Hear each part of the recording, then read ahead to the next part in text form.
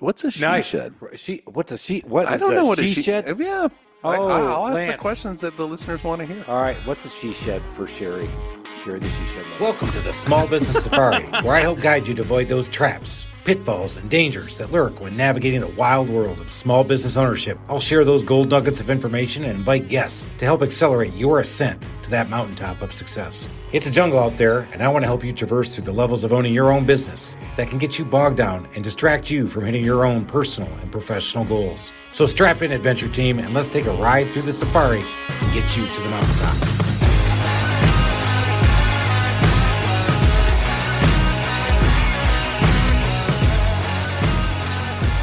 Said Alan, you said go, I say go, let's fucking go. There was no foreplay on this one. None. Nope. Not absolutely not. We've got to roll. And yeah, guys, I'm fired up because I got somebody in my industry that we're going to talk to. Alan has said, Chris, we got to branch out because our audience just doesn't want to hear from people who are building stuff, remodeling stuff.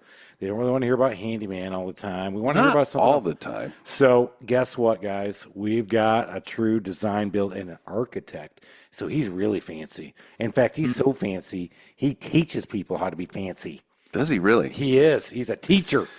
He is he's like Dumbledore. He's Yoda. He is Yoda.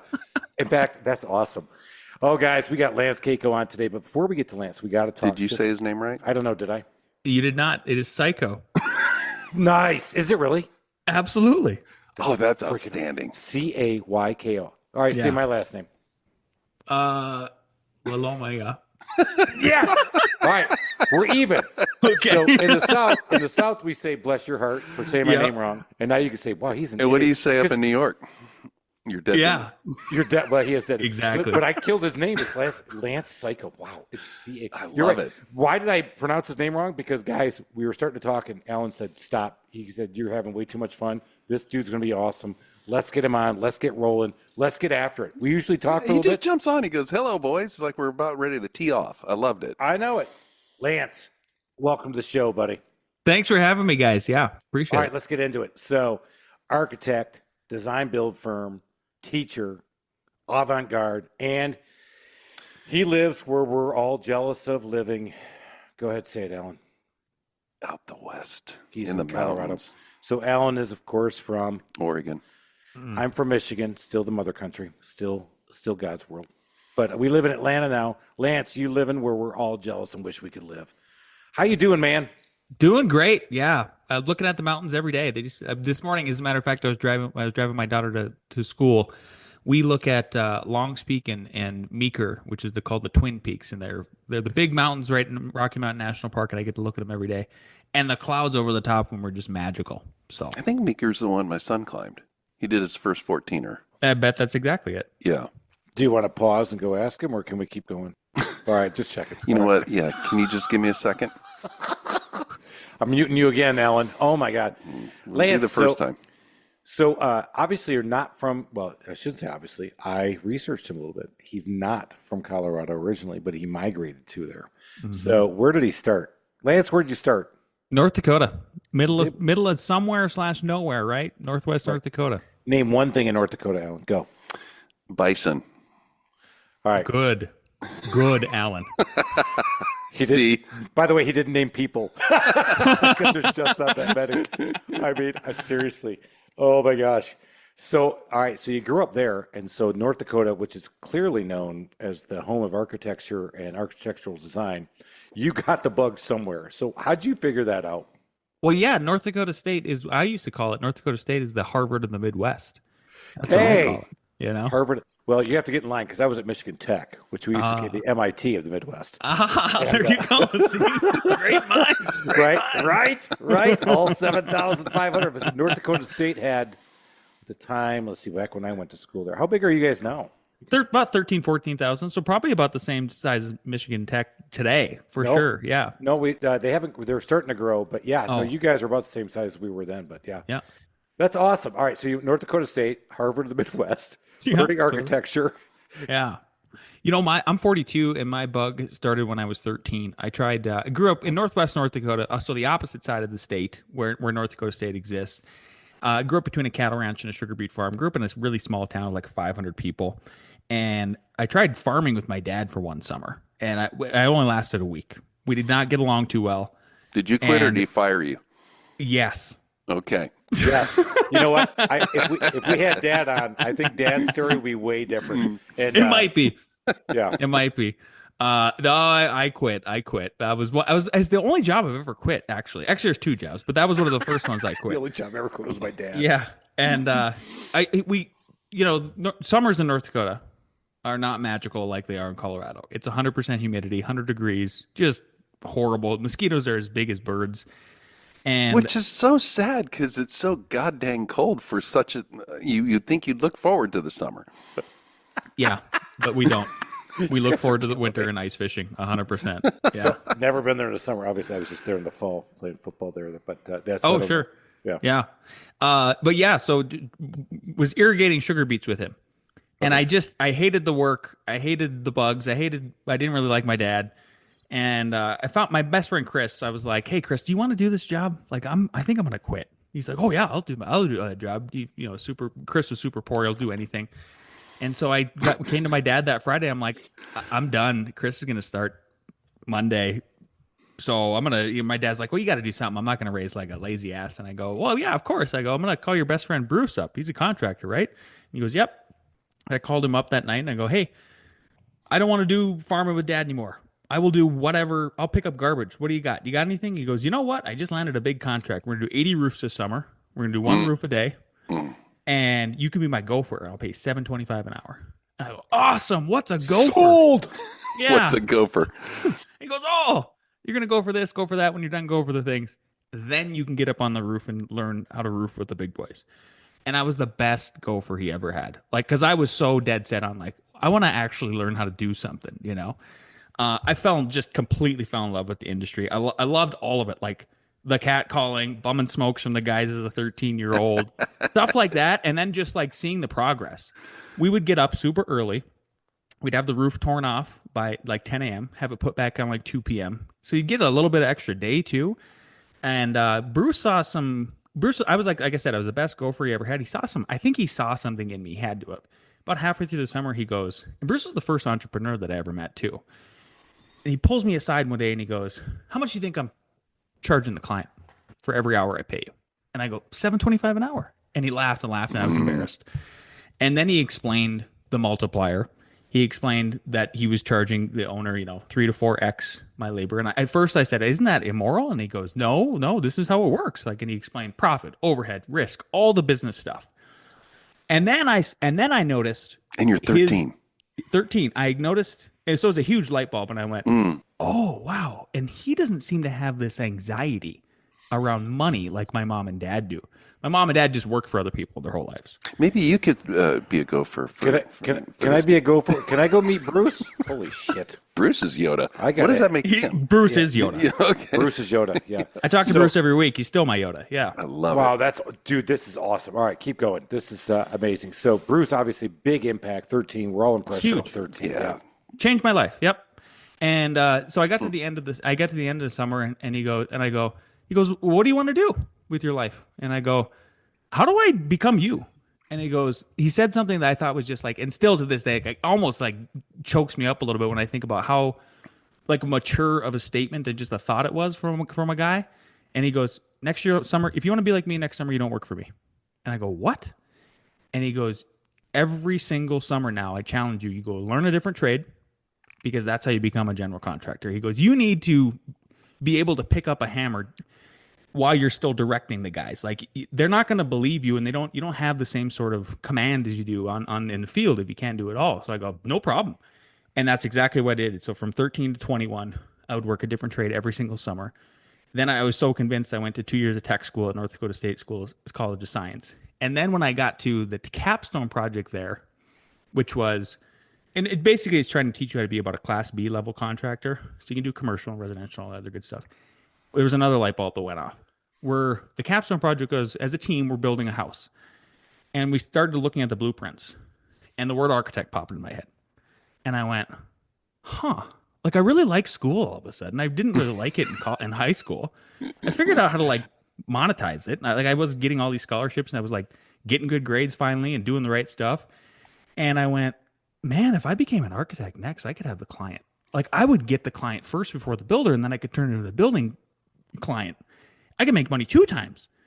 And so then I applied to North Dakota State and then did the same trajectory, just immediately fell in love with school all of a sudden, graduated at the top of the class.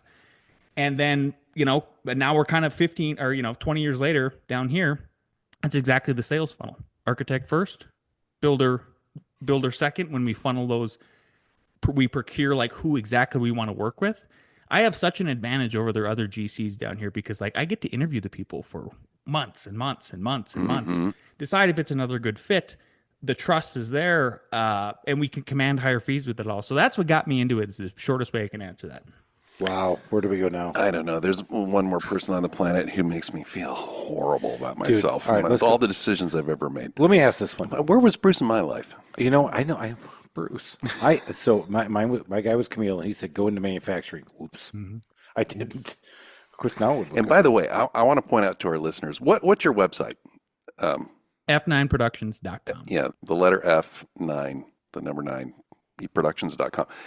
If you happen to be at a desktop listening to this, pull it up while he's talking, because he didn't go into architecture just because it was another revenue stream. I mean, oh my God. Yeah, man, go look at this stuff. Yeah, it's super modern. It's super modern. It's Western, and there's a little bit of Frank Lloyd Wright in there. Yeah. Ooh, thank you. Geez, that was Good a call. compliment. That's Thank you. so funny you say that because here we are in Atlanta, Georgia Tech, very known for their architectural program, and we have some Frank Lloyd Wright inspired homes here. We have some homes that were actually, I believe, overseen by him. I do know I looked at one that we could not help at all because these people had left this thing in total disrepair.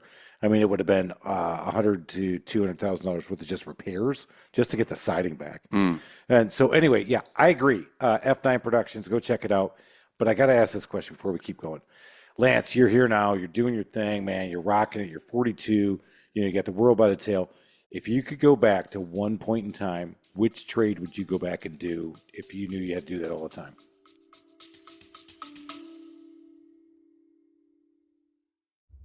Do you have what it takes to start your own business? Are you tired of the 9-to-5 corporate job and ready to make that leap into entrepreneurship? Then you need to check out From the Zoo to the Wild, the new book by successful entrepreneur Chris LaLamia. This book is a unique perspective on the journey into the wild world of home services and delivering excellence in service while working in customers' homes. LaLamia shares his path to success in this industry, including proven customer relationship strategies, award-winning customer experience processes, and a unique approach to training a team of service technicians to perform at the highest levels. Whether you're a small business trying to scale or a franchise operation, From the Zoo to the Wild will give you the mindset, habits, leadership style, and customer-oriented processes to succeed as a small business owner in the home services space. So if you're ready to take control of your future, get your copy of From the Zoo to the Wild today, available on Amazon.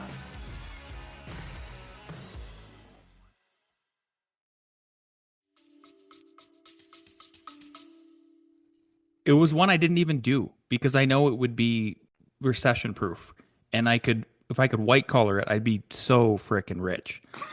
Plumbing.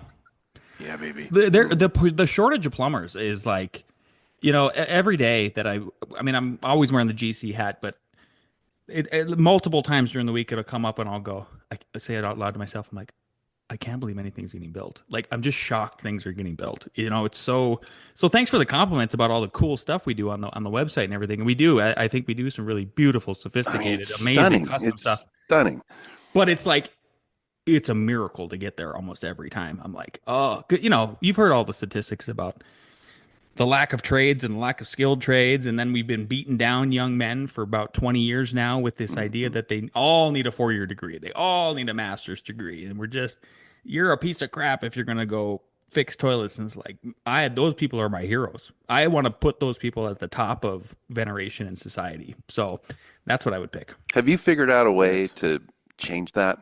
I mean, are you getting involved in local universities or trade schools or something like that and just trying to create your own pipeline?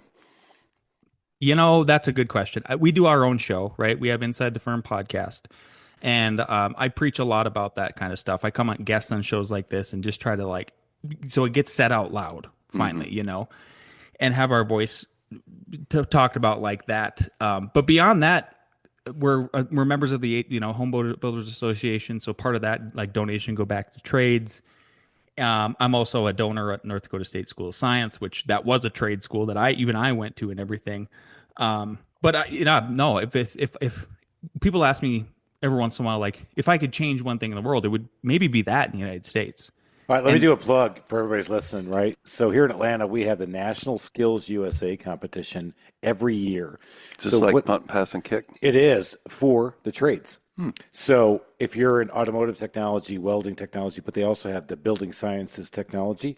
And so we at NARI, National Association of the Remodeling Industry, which, as you know, yeah. we're on the press. Go ahead. Do I need a genuflect? Or you should. Okay. But Skills USA, check it out, guys. Skills USA. Lance, you just brought it up. Well, actually, Alan, you brought it up, so I'm going to plug it. You want to talk about kids getting back in there. I will say one thing that I've noticed because I'm doing the same. I can't just get a handyman at 18. They got to have some experience, man. Can you be a plumber at 18? You can't. Can you be a plumber apprentice? 100%. I've had 2 guys come through my program now at the Trusted Toolbox. One's going off to be a licensed electrician, and the other one is going to go back to school, and he wants to become a commercial project manager. And I'm like, dude, go do it. I mean, you're going to make big bucks. You know what? Residential will always be here for you. And you know what? Hopefully, I'll be alive long enough, and you can come back and you can take this business. That's not the way you treat yourself. Let's drink to that. All cheers. Right, so back to more. So Lance, that's a great point. I love that you said that about giving back and getting on other people's podcasts. So you struck a nerve. We had to go out on that path, man. It's just so fun. Yeah. Beyond that, that's my trying to help the trades. I don't know how else I could answer that. The plumbing thing. So mine would be carpentry. I think yours would be too.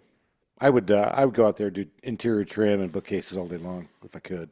Yeah, I'm afraid of electricity. And I can't do electricity. I have a father-in-law who's an electrician and retired building official. Yeah. Cheaper for me to fly him in from Michigan to Atlanta to work on shit. Because if I'm working on electricity, I definitely will spark myself. Oh, yeah, sure. Even when I turn it off. I will say my favorite trade is, I still throw in my bags from time to time. About 2 summers ago, I framed up this beautiful little custom she shed. It was a very expensive she shed, like $100,000 construction budget. But I threw my bags back on and had a ball for 30 days. It was a great way to forget about my last girlfriend. What's a she shed? I don't know what a she shed? Yeah. I'll ask Lance. the questions that the listeners want to hear. All right. What's a she shed for Sherry? Sherry, the she shed lover. I can't believe you guys haven't heard this. They got super popular during the pandemic. So it was like, well, everybody's working from home. And then all of a sudden the husband was like, look, I need my wife, who's also now working from home, to get out of my office. We're sharing an office.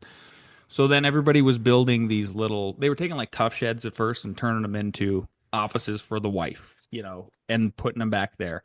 And they started calling them she shed. The husband already had his office in the house or whatever. So, but yeah, I would think the guy would want to go away. No, so she sheds. Literally, we had a lady. Her tree went through her she shed. No shit. She called and said, "You've got to fix my she shed." I said, "No shit. We'll be out there and get your she shed all fixed up. I can fix out the she shed." And we went out there, and sure enough, it was decorated to the nines. It was awesome, but a tree had fallen through it. And I'm like, "What is this?" She goes, "This is my getaway from my husband." I just thought that the women made us go away. Right. We always thought we were destined to the garage, but in the doghouse. So, well, maybe in Colorado it's different, but no, we had the same thing in Atlanta. Like I said, she called and said it was in the backyard of her Atlanta home, and we did that. I think that's what's romantic about the work we do, Lance, is that, I've got a remodeling and a handyman company. I've got 15 handymen running around and 5 project managers doing the remodeling stuff, is that the most fun I have in my biz is either selling a job or out there checking on a job with one of my guys. I don't get to put the tools on anymore. They're way more skilled than I am, knowing how to run everything. But isn't that the most fun, is just to get to see what you did? Romantic for the first time in 3.5 years of podcasting. I know. Wow. Bring an architect on, look what happens. Right? Sexy. You sexy beast. Come over here. My Mike Myers. Yeah, it is, though. I mean, I think that's what's fun. I was in the corporate world for so long, And then getting to see some of the work we do is just amazing. It's not work I do; it's work my guys do, or I've seen other people do. I'm like, wow, it's just so cool. The guy's working on my deck. I mean, I had a couple of drinks, but I was really happy when I was texting you on Friday night because it was so much fun watching them. It was like a ballet. And those guys, in fact, the guys doing Alan's deck. We're doing a composite deck for Alan in the back of his house.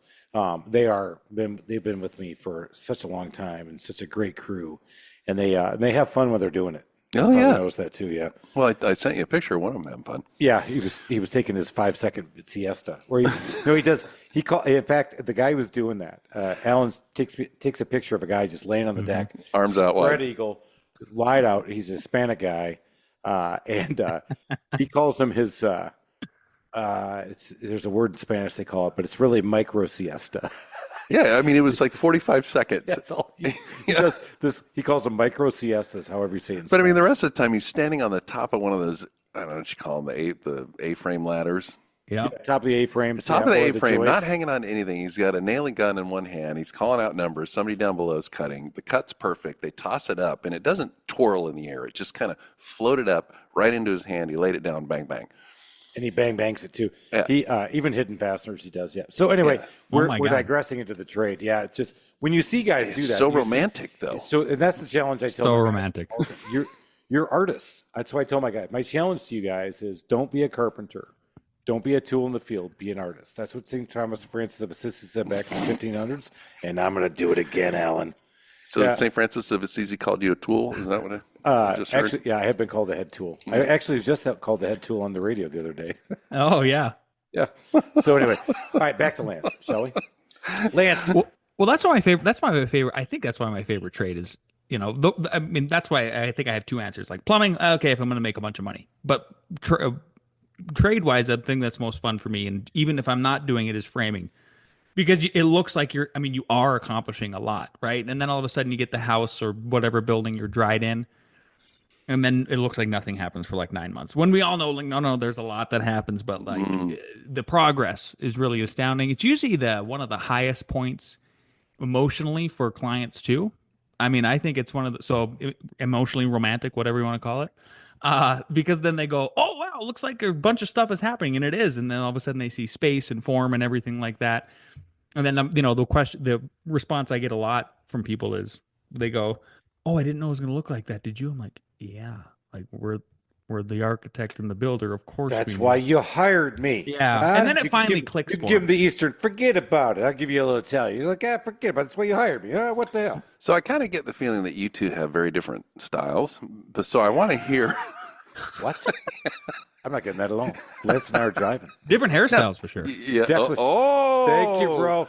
Again, Wham. we brought somebody on with a great hairstyle. I know. And he's got great hair, too. He's got that curvy wheel. Again, oh, my God. We'll get a picture of We are the least attractive men on the planet. That's why we do a based on all podcast, these Alan. podcasts, I know. Though Lance says he does a podcast. So anyway, all right, go ahead. No, I want to know how you manage a relationship with a customer. Because one thing Chris has mentioned to me is even in just the remodeling that he does, the client gets sick of you after a while. You're a very, charming person. You've got, great personality, good energy, which I don't necessarily see from a lot of contractors. Yeah. I don't know if I'm getting in trouble for saying that. No, you're absolutely right. There a lot of them are just sticks in the mud. That's the way I put it. I didn't say that. But anyway, so how do you manage that? I'm on mute. I don't like you anymore. No. I am stick in mud. Get off my lawn. You're a good looking stick in the mud, Chris. Come on. We've already established that Get we're off not. my lawn. Yeah. No, I mean, how do you manage a relationship through the whole process? Well, how long is it, right? So like where I already alluded to this is that if we're doing a custom house and we're building two right now, both have a $3 million budget each. They're big.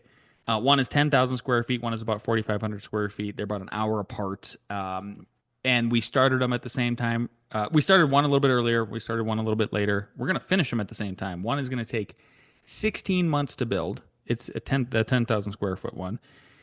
The 4,500 square foot one is going to take 24 months to build. It's not because we're slow. It's because these are custom homes around a price tag of $3 million. So the intricacies of everything are just kind of over the top, right?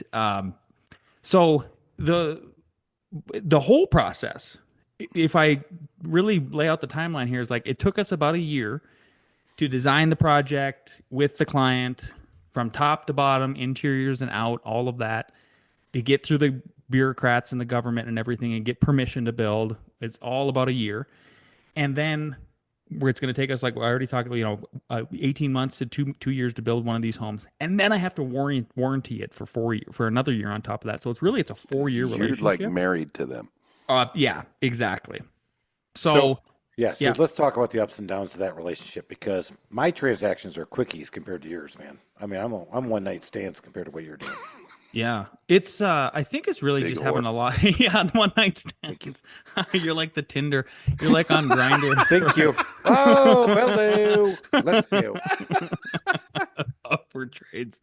Whereas I guess we're like eHarmony, maybe, if we're thinking about it that way. I don't know. I'm definitely tougher. Let's go. Yeah. When the design process is fun, it's pretty fun. It's hard to really get people don't get too burnt out of that. I think the part where they get a little bit overwhelmed is when there's a lot of design decisions to make at once. So it's our job to pare down the 2,000 decisions, because that's the average amount of decisions somebody has to make when they're building a house. What was that number again? 2,000. You've counted 2,000. There's studies on it. Yep, there's studies on it. Yeah.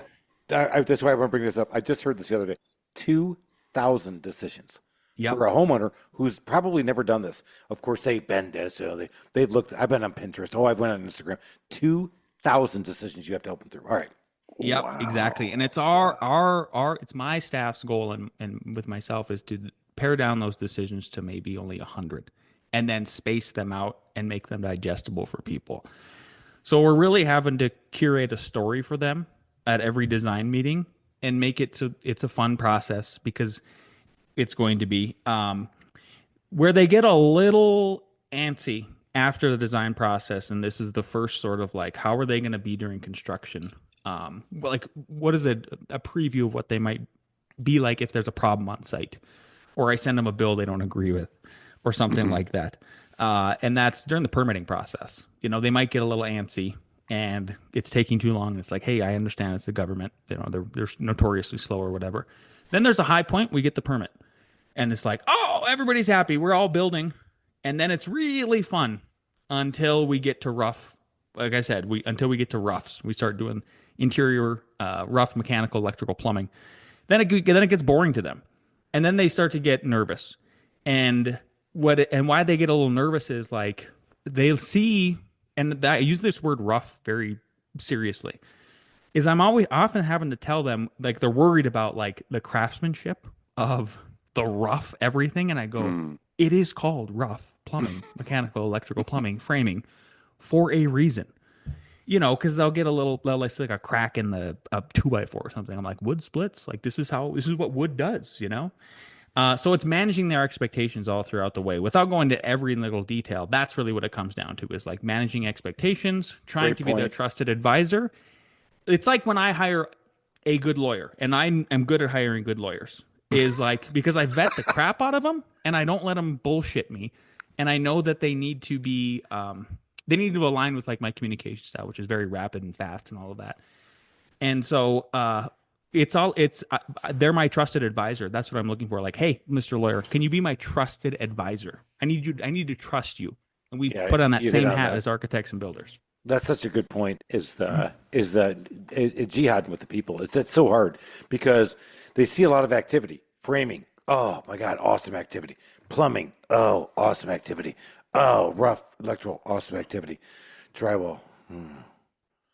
Well, when are you guys going to go into the finish? Where are the cabinets? Well, we had to have the cabinets in. We had to have the drywall in to get the cabinets measured.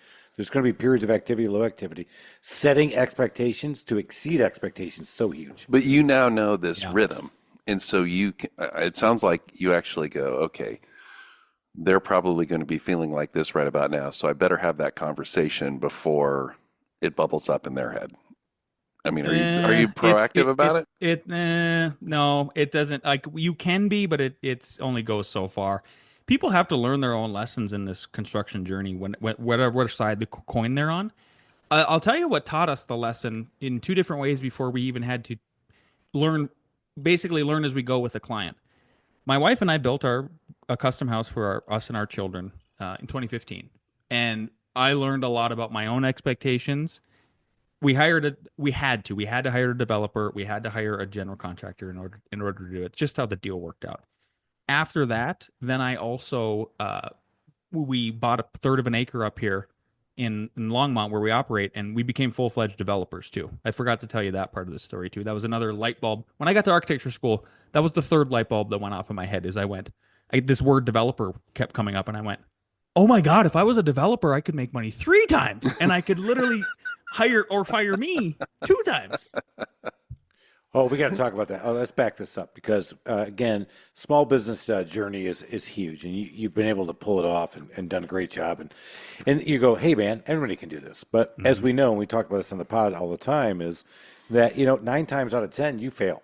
I mean, you can really fail.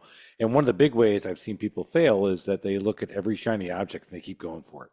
Keep going for it. Keep going for it. Next thing you know, they're back to the corporate America job going, I'm done. I'm like, yeah, man, you got to stay focused. And you know what? Sometimes it sucks, and it really sucks, but you got to do it. So you saw a developer early, but you decided not to go there. You ended up there. So how did you do it? Well, Well, what? no, you just hijacked his answer on to my question. Oh, well, No, I thought I answered it too. he answered it.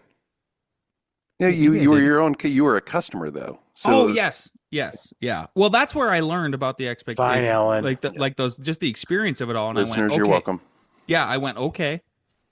When I start building for people, I cannot forget the lessons that I learned myself about seeing how it all works, in that regard and working through it. So yeah, to push back to talk a little bit more about that. Okay, am I proactive about setting their expectations? Not as much as you would think. It really is actually just sort of kind of being a punching bag and reassuring them and helping them trust the process. That's the big thing. So here's the hijack. Here's why. As a guy in it, we can't be proactive. We can set an expectation and we can try to exceed it. Can I predict every answer or every question that's going to come at me? I'm telling you, man, after 17 years and 17,000 But customers. he knows that they're going to be kind of weirded out about that split 2x4 on the rough. But So you can't just jump ahead of that? But how about this one? No, because the questions come out of nowhere, dude. Yeah. I'm telling you, you're working with the general public, and people are nuts. Well, They're they've been nuts. HGTV'd, and I'm guilty of that as one who's been on HGTV with the producers saying like, we should make a show like you guys had no problems Good, I'm building this blaming tiny you. house, and I'm like, we had no, and then too bad. Yeah, it's hard because but you get the one person who goes, oh, I get it, and then you get the other person who goes, no, I've actually gone on the internet and looked, and God, the gap is too big. You're like, how do you overcome that? You can't. So overcoming objections is so hard, especially when you're in the building, especially when you're dealing with people who are in computer programming or IT, which is very, very prevalent, right? Coming from that world, it's ones and zeros, man. Going back to it again, as a kid who was a punch card kid. I mean, I actually went to school and made a punch card and ran computer programming. Chris, you know what else it is? Here's the analogy. Here's another. I love your zeros and ones part of it. I'm gonna hijack that and use that when I talk to people too. Just old people. We're all holding these now, right? We're all holding these perfectly machined, perfect little computers. And I think the general public looks at that object so much, this perfect thing, and they forget that like that was made by machines, wherever, robots. And all of a sudden, like one of the very few things we still have in America that as far as where that could even be close to something that's manufactured is buildings, and they're built by humans. And so you're going to have these artifacts that pop up, and it's like, yeah, how do you manage the objections? That's one of the actual things that I talk about with owners is I go, hey, I think we just all need to refocus and remember we're holding these beautiful things, blah, blah, blah, blah, blah. And I go, remember, Jose's out there building this. He's just banging sticks together. Like, that's what we're doing. Yeah, I just it's hard to explain it to people. And, Did you hear his customer voice, though? The customer talking voice got a little high pitched, kind of like it was talking to a puppy. Actually, so funny because I was like, yes, yes, yes. And I was like, oh my God, now you say that. I'm like, oh, well, yeah. Well, it's just two contractors talking. You just happen to be here right now. You're like, oh, and another thing. Yeah. With a Southern accent, which I won't do for you again. Please, All right, let's go back to it. So, Lance, obviously you got to the developer. I want to get back to that again. Yeah. So you saw the shiny object early on, but you knew enough not to do that? Or tell us how you ended up getting to that developer. Hey, I'm going to make the big bucks. Oh yeah, that's what we think, right? And we barely made it out. We ended up sitting pretty good after the Fed decided to print a ton of money and then double the money, and then increase real estate values. Then all of a sudden, because we held on to 3 units, it was like, oh, actually, we're doing pretty good equity wise. The cash return was not there for sure. We barely made it. We had to get hard money. It barely squeaked by even a private hard money lender to even get the $3 million project financed. You were going to say something? No, I love that you said that because, again, everybody goes, oh, developer. That means I don't have to do all the hard work. I just have to develop it, and I can make all the money. You just said it. Hey, guys, it's the same hard. It's just a different hard. Right? I mean, it's all the same. Life's hard, and so that's a big one. I love that you said that. Yeah. So how we got into it was the first real design plus build project that we did was in about 2014. It was a tiny house. And so tiny houses were all the rage back in the early 2000s. They were, if everybody doesn't remember that, it was a reaction to the McMansion stuff and then the fallout during the Big Short and the Great Recession, right? Where you had all these mortgages that were packaged and then they were sold bad and everything fell out from the bottom. So then everybody, all the millennials and Gen X went, well, screw you guys. Like, we're going to go the complete opposite direction. We want to be mortgage free, build these super tiny houses, live off the grid. We're going to just be different. And we saw all these tiny houses being designed and built, and they were just like kitschy. There was like a cabin and stuff. And we went, well, we're kind of modernists. And like you said, Frank Lloyd Wrighty and all of that. And we were like, what is the opposite? The opposite. So we created the opposite, and it's called the Atlas Tiny House. And my business partner and I, Al Gore, that's his real name. No, Cayko and Al Gore. Cayko and Al Gore. That's going to be the next architecture firm if this fails. It's like Gore and Cayko. Gore and Cayko. Yeah. What's the tagline, right? Gore and Cayko. I don't know. It sounds like a Quentin Tarantino movie. Dude, that Gore and Cayko, we can design your house. What can go wrong? There you go. Oh my God, you nailed it, Chris. Thank you, baby. Yeah. I can't wait. I'm going to share that with Al. Yeah. We were coming back from Boulder one day because we went and celebrated. We went and bought cheeseburgers or something. We got our first duplex project in 2010 as architects. And for us, it was a big deal. And so we called one of our best friends. His name was Blake. Blake was depressed. He still had his job. See, I got laid off from mine after I graduated from architecture school. That's how we started F9 because there was no jobs out there. Al got laid off from his in New York City. He's working for Studio Daniel Libeskind. And then we both came out here, get this duplex. We call Blake. Blake's depressed. Blake's gainfully employed, though, with this architecture firm. We're like, well, Blake, how much money do you got? And he's like, I don't know, like $25,000 in the bank. We're like, you should design and build a tiny house and just travel around the United States and take photographs. And he was like, yeah, okay.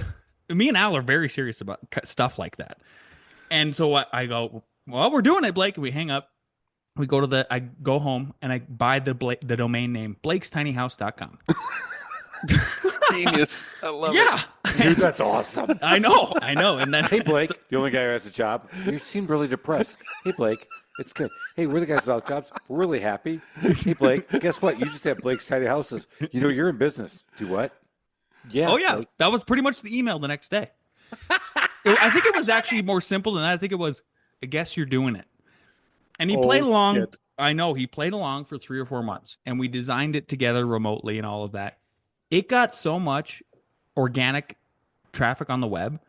Places like NBC, CBS, HGTV started picking it up. All kinds of newspapers. It was pretty wild. It was like, whoa, we really struck a nerve here. And the design was cool, right? Because it was we were trying to make a transformer house on wheels. Like, the walls could open up and fold and all of these things. It was a lot of glass, super modern. Again, completely different than these little kitschy cabin-like ones. Blake finally said, I'm not doing it, guys. Like this is silly. But the media kept coming. Al goes down to this a couple of years later, about 2013. He goes down to the Denver Home and Garden Show. HGTV is there, and we got a big sign. They're looking for tiny house builders. And Al goes, "Hey, that's me." We were not. I mean, whatever. And he comes back to the office and he goes, "Hey, by the way, I signed us up to be on HGTV. We're gonna build that house." I'm like, "What? Like what money?" And he's like, "Well, we're doing the show. We got to build it in like 6 weeks." I'm like, "Okay." And so we took out a loan for $50K, business loan, only one we've ever taken out. What year? It was 2013. We designed it, we built it, we were on HGTV every 2 weeks. It got such good reception, and then it got into Dwell magazine. It just went viral all over the internet. We won an National Architecture Award for it. Subaru saw it, and they go, "Hey, can you guys build us 2 more, but bigger, stronger, faster, fancier, more foldable, all the things?" And I went, and I looked at Al, and I'm like, "No, like that was so hard. We invented architecture. Like I had to conjure up all of my freaking carpentry skills that I learned my whole life to get it done." And he goes, "But what if I tell him this number?" And I go, "Dude, if they go for that number, there's no way my wife could even say no." And they didn't blink. And then, so we designed those 2, built them, made enough money, bought that piece of land, bought this 1/3 of an acre that I'm sitting on right now. I'm in our shop. And we became developers. And so we bought the land, and that would have been 2017. Took a year to go through entitlements, get the building permit, built it in 2019. Sold the last unit the day before the market crashed, when COVID hit. And but just like I'm literally like, "Oh my God, like thank you God for all of that." So then we took a step back, because there was a period where I had my tool bags on for like 80 days in a row on the job site. You know, I hung all the cabinets. I did so much actual physical work, wearing all 3 hats, still playing architect. Sometimes I'd like change out of my construction clothes, put on nice clothes, go meet an architecture client, come back to the job site, doing the whole thing. We just barely made it out, but we ended up sitting really pretty now. And like to bring people into our office now, that we designed, built, developed, show them all the stuff. We used to get a lot of like pushback on, "You guys look really young. You don't look like you have experience." And it's like, then I bring them into the office and I go like, "What other architect has the kind of experience that we do?" You know, at that point. And then it's just hook, line, and sinker. So Nice. Another story when balls meet opportunity. Yeah, right. I mean, I think that's it. So is Blake still involved or no? No. I can't even get him to come fishing. That's pretty crappy. Oh yeah, we haven't even talked about that. Crappy fishing. Get it? Huh? Pun. They don't have crappie in Colorado. You don't know crappie? But he's a professional fisherman. Did you see that? Yeah, I did see that. So let's talk about that, because I mean, oh my God, I can talk all day. But you know what? You've got to have me on your podcast, bro, because I can come on and talk construction. Yeah. Oh. All right, let's talk fishermen. So in your spare time, your funsies, you're in Colorado. Yep. Mm-hmm. You fish. What do you fish for? It's gonna be trout. Oh man, mostly trout. Yeah, mostly trout. But this weekend, Who's I asking mean, the questions here. Yeah, I'm gonna shoot you with this rubber band. Right? like tomorrow we're going on our annual trip up to North Dakota.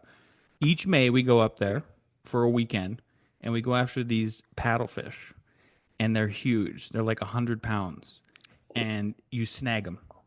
It's one of the best fishing trips on the planet, for sure. That's like Neanderthal fishing. Have you ever? Oh, they're dinosaurs. Yeah. So you're a big fisherman. Have you ever fished like for sturgeon or some like these crazy fish? Well, that sounds like he is. That's what these are. Yeah. Well, it's sturgeon fish in Michigan. So I'm not a fisherman. I don't know if you guys have figured this out. No, we had him in Oregon too. Do you have sturgeon there? Mm-hmm. Yeah. These things have those razor teeth that like rip the things. They off. are prehistoric looking things. Yeah, they are too, man. They're crazy. So I grew up in Michigan, and my dad was from Little Italy, Italian immigrant. We don't even have guns. We never had fish bowls, but I got to do all of that with my buds, except they never gave me a gun. Long story. So let's go back to the fishing. So you're fishing. You're going for these paddlefish. So what do you do for fun? I mean, you do regular fishing for trout in Colorado or what? Well, yeah, and this kind of ties into the development.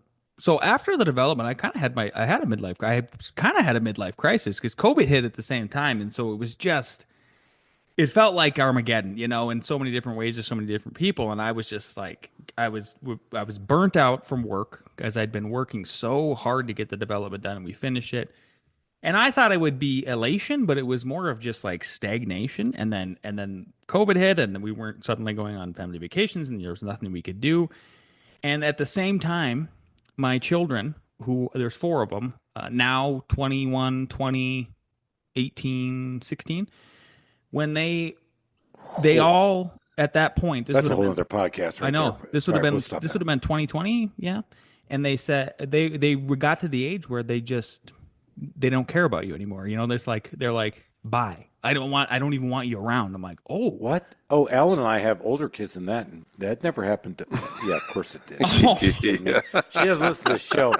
And his kids don't either. But yeah, I know what you mean. Oh, yeah. We all know, my friends. Yep. So they hit that age, and I was looking at, but there was nothing to do. So even if I just sat there and looked at my wife, I'm like, wow, I forgot. I was so busy being super dad, super architect, builder, developer, all these other things. And I went, oh, frick, I forgot why I moved to Colorado in 2008. It was for the mountains and the fishing. And I went, wow, now I have enough cash to buy whatever I want fishing wise for the first time in my life. And there's these mountains, and there's nothing else to do. So I became obsessed with hiking 10 to 16 miles round trip each day, and I would go out Saturday, Sunday, and then I took off Wednesdays. And I did this for like 2 or 3 years in a row. And I would go all the way up. I would start about 8,000 or 9,000 feet in the air, and I go all the way up to like 11,000 or 12,000, and reach these very remote alpine lakes that you can see like 25 feet into the water, and do these catch and cooks where I wouldn't bring any food. I'd bring a little bit of water, and I would catch these like the most pristine protein in the world, and then fry them up on the shore. And I just had to like go all the way back to like primalness. And I just recently finished this book. It's called The Comfort Crisis. I recommend every man reads it. Every man who's doing any kind of, in the modern society work where we're just like, oh, we're punching spreadsheets and stuff like that. Comfort Crisis. I've read that book just this winter. And that book reflected me exactly. And I was like walking through the woods listening to it. And I was like, oh my gosh, I could have wrote this book. This book is about me. And so it made everything click of like why I got back into it. These adventures are so magical. Because they're like remote, they're lakes that some people will never see. It's so hard to get there. And I was like, I got to start filming this. I want to share this with not only when I'm dead or like on my deathbed, like I can watch them and share them with my kids, but like the world. So I started a YouTube channel called Fishing with Lance, and a bunch of other channels. And then we became monetized, and we get sponsors and all kinds of good stuff, and kind of fulfilled one of my last little checkbox of entrepreneurs, like professional fisherman. So that's the story. Holy crap, that's a professional fisherman. Alan? I know. We need a do-over. Hey, Lance, can you carry me up there? That's right. Because go to bed high. Can you drive a golf cart to these lakes? Yeah, or can you put me on a ski lift? That's the only way I'm making it, bro. Dude, this has been amazing. Huh? Kinship. We're there. Love what he's doing. Love everything he's going about. So kids are a little bit younger than ours. Another super quality guy. Right? Yeah. Yeah, with good hair. I know. Damn it. I know. Well, let's talk biz for a minute. All right. So, Lance, let's talk biz, shall we? Yeah. How can everybody find you? Let's go check out F9. We already talked about that earlier. How else can people find you? Just hit a couple more things. Let's hit that up, and let's go to the final 4 questions. Okay, cool. Yeah, LinkedIn. I'm posting on LinkedIn quite often. I will link in with almost anybody. There's only one of me because of the very unique last name. So if you go to LinkedIn, you type in LANCE, last name CAYKO. Link in with me. It doesn't matter even if you're an Indian scammer. I will link in with you just to troll you back after you hit my DMs. Come on now, really? All right, so I don't do that, but we're LinkedIn. I know you're on it, and so I'm saying, dude, really? Do you do that? Shit, oh my God, it's so many fun. of those. Holy shit balls. Dude. My wife was like, you're psychotic. And I'm like, no, I'm just a troll too. So you're the guy who, when somebody calls, you're like, hello? It's a scam call calling. Hello? And then they'll ask for my business partner. Here's what they do. They go, can I speak to Al Gore? And I'll go, oh, he He died yesterday. He's sitting right next to me. Oh my god, it's so fun. It's so fun. Dude, I gotta go to confession. Jeez. Oh, he says confession. Oh, he's part of the family, baby. Catholic guy right here. I figured you guys were, yeah. Yeah. Yeah. So Alan, not so much. Yeah, I think he's close. He's He's going to watch. crush going on here, don't you? We're going to watch the Pope, right? You're going to watch. Yeah, I'll watch. Of course you do. Sure. So fun. So I got up at 4 a.m. the other morning just to watch it. That's how stupid it was. Oh, really? I knew it was going down, so I recorded it, and I ended up waking up, and I'm like, all right, I'll just watch it. But I do it every time I go to Mass. I fell asleep in the homily. But there was an Italian, man. Come on. I mean, come on. He hit an Italian. I was like, I don't know Italian. I don't know what. Oh, sure. So, yeah. Fair enough. But that's not my excuse when I'm here. So, all right, let's go back. Lance, you brought up a great book. We're going to use that one. Comfort Crisis. Got to use that one. So now we got to move. This is going to be probably one of the more interesting answers to favorite feature of the home. What is the favorite feature of your home? Because these things are from a design builder. Dynamite, bro. What's the favorite feature of your home? The one that I live in. Yes. Yes. Oh, okay. And not the garage that we're podcasting out of, where I watch the garage door go up and down. I was like, what is going on? Oh, it's a garage door. Dude, Yeah. this is Well, awesome. my son is in the background here. He's burning wood for one of these houses that we're building, where he's charring it, custom stuff. But Oh, cool. And he's working with you doing it? he's working with me. Yeah. Mm-hmm. Another winner. Yeah, another And thing he does better than us. Lance wins again Yep. because Chris and Alan can't seem to get the kids to come anywhere near us. Nope. When it comes to biz. Toxic. Anyway, so back to Lance and how awesome he is. So in our development, we created it's an urban infill project. It's the sixplex duplex. There's a 24-foot wide drive aisle in between the two buildings. What I'm trying to describe is there is no front or backyard, right? Like it's in a city, a little city. But I have more privacy, and I have more of a backyard, but we called it an upyard. Each unit has a rooftop deck that is designed so perfectly to where when you're sitting down, we made the parapet walls 48 inches so that when you're sitting down, you can't see anybody else and nobody can see you, but you can see the sky and the mountain peaks and all of that. And then we also put AstroTurf on top, so you can play mini golf up there and stuff. That's my favorite part. My favorite part is winner. Like these Lance, upyards. You've got to send me a picture of that, dude. I will. All right, we'll get that after. Oh my God, I'm going to post that sucker. Oh, that's amazing. That is amazing. You know what's more amazing? The fact that his kid wants to work with him, or that he has that. That thing's freaking amazing. All right, so my kids go, no, Dad. Ah! Your kids went, no, Dad. Ah! All right. So, but they still love us. All right, let's go to question 3. I don't want to dwell on that any further. All right, let's go. All right. So Alan and I have talked a lot about it in our podcast. We love customer service. Love everything about it. That's the only way I built my business. We're kind of customer service Freaks. So what's a customer service pet peeve of yours that you don't like when you're out there? You're Bad the customer. communication. Number one easily is bad communication, because we have a rule at both of our firms, the architecture and the construction company, is if a client, a consultant, anybody is trying to get something from us that we need to do with them or whatever, we have 9 principles. That's where kind of part of F9 plays into is, and the fourth one is communication. Is everybody has to get back to whoever is asking something of them within 1 hour or less. No questions asked. And if they can't get you, and that there's a little bit of wiggle room with it. Like if it's a long, detailed answer we need to find for somebody, codes or whatever, you can just get back to the client and say, hey, got your email. I see you. I'm swamped. I promise I'll have the detailed answer within 24 hours of this email that I'm sending you, or text or phone or whatever. And then you can do the longer one. That alone is just giant. I mean, I'm just continually shocked about how poor of communicators society has become. I don't know if it is ever good, but maybe my problem with it is like why I'm so hard on people about it is because I'm like, yes, thank you, Chris. I was going to just pick up mine. I was like, we got this freaking thing in our hands. That's a tricorder. Like if you grew up watching Star Trek, it's like, we have the tricorder now. Oh, you did not don't do that. Don't do that, Lance. I'm way older than you. That we didn't know those things would be around, and here they are. All right, Lance, that was awesome because you're right. Because today, in today's world, nobody wants to go back to the world we grew up in, which is if I called my buddy on the phone and we only had to use 4 digits to get him because you had party lines out in North Dakota. There's no way you had anything other than that.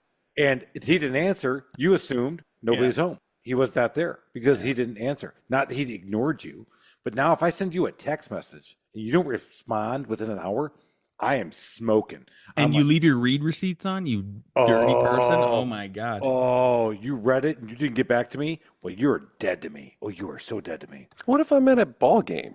Still dead, Alan, gone. Well, actually, I'll give you a break. My wife, no, my wife will absolutely, like, she'll blow me up. She knows I do training with my guys every other Wednesday, 7:30 to 8:30.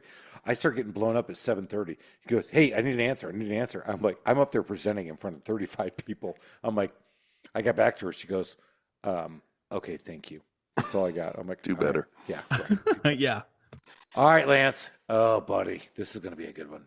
I mean, you got to go extra special. I want a DIY nightmare story. So I'm in the biz. You've been in the biz.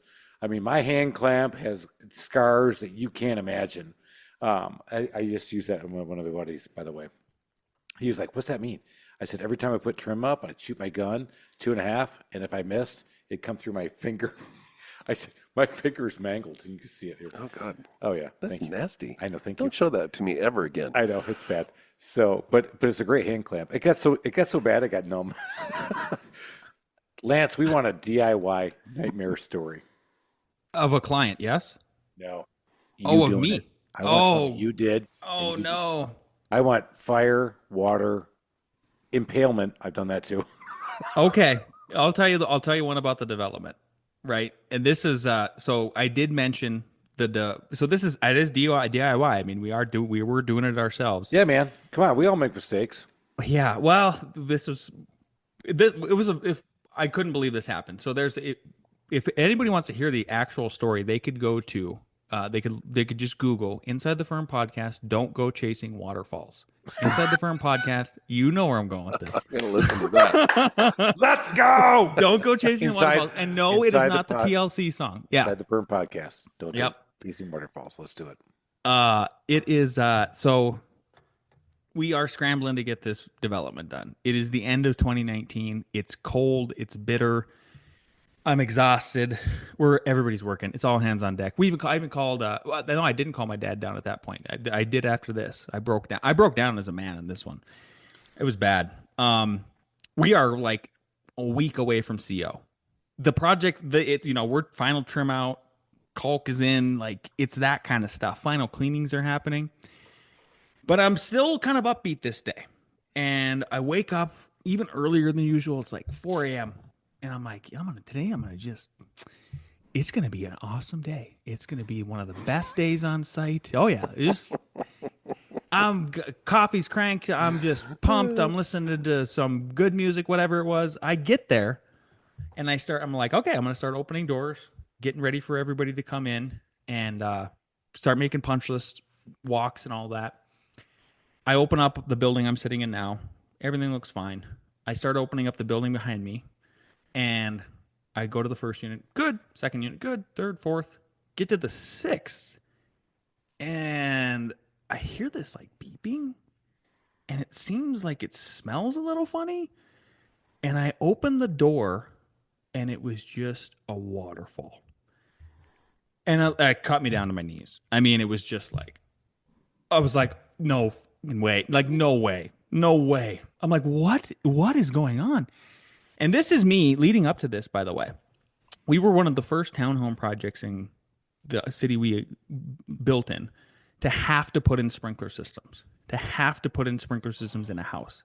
And the whole time, I'm very anti-government. I'm very like just stop the bureaucracy stuff, And I'm like, sure enough, I knew this was going to happen. Like the sprinklers, like this is so dumb that they're putting them in single family homes and all this other stuff. And I call my business partner. I'm freaking out or whatever. And I called the plumber. I called the sprinkler people. I call my mom. It was panic attack, right? Come to find out, it was a plumber. And instead of using the nice threaded connections for sinks underneath. They had like the plug and play ones, and he just didn't plug it in far enough. And it ended up, we had to file an insurance claim. Our plumber thankfully owned up to it, but that is my biggest DIY nightmare ever. But that unit ended up selling by the grace of God, I swear, on that was the last one that sold right before the market crashed, and we squeezed out of the deal and could breathe again. We got to end on that one. F9 Productions. Lance, What's how F? can everybody find you? What's F stand for? I gotta know that.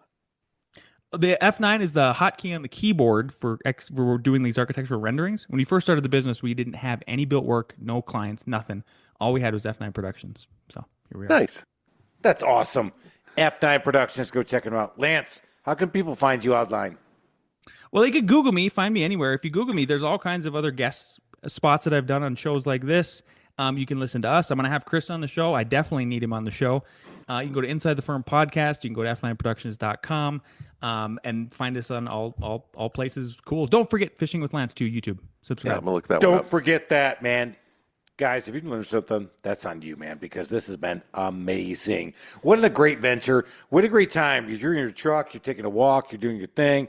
I'm sure you came back to it because Lance killed it. This is awesome. The garage door's going up. It's time to get out of here. We got to make things happen. Thank you for We listening gotta to get this out. episode Cheers, of the everybody. Small Business Safari. Remember, your positive attitude will help you achieve that higher altitude you're looking for in the wild world of small business ownership. And until next time, make it a great day today.